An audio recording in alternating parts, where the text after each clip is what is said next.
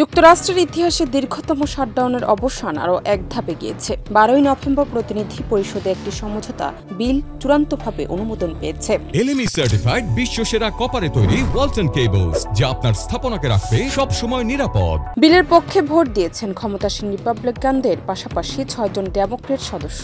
435 সদস্যের প্রতিনিধি পরিষদে 222 থেকে 209 ভোটে বিলটি পাশ হয়। রিপাবলিকানরা সংখ্যাগরিষ্ঠ থাকলেও 216 জন রিপাবলিকান ও 6 জন ডেমোক্রেট সদস্য বিলটির পক্ষে ভোট দেন। গত 1 অক্টোবর থেকে যুক্তরাষ্ট্রের কেন্দ্রীয় সরকার আংশিকভাবে বন্ধ বা শাটডাউনের অবস্থানে রয়েছে। এই সময়ের মধ্যে প্রায় 10 লাখ সরকারি কর্মচারী বেতন থেকে বঞ্চিত হচ্ছেন। সরকারি সেবা খাতে বিপর্যয় নেমে এসেছে, প্রভাব পড়েছে বিমান চলাচলেও।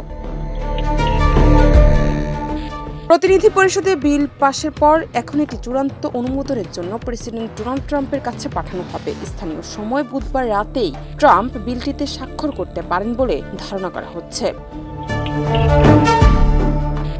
শাটডাউনের অবসানের পথে সমঝোতা বিল পাশ হওয়ার যুক্তরাষ্ট্রের প্রশাসনিক কার্যক্রম স্বাভাবিক হতে শুরু করবে বলে আশা করা হচ্ছে। দানাত নিপু, দেশ রূপান্তর।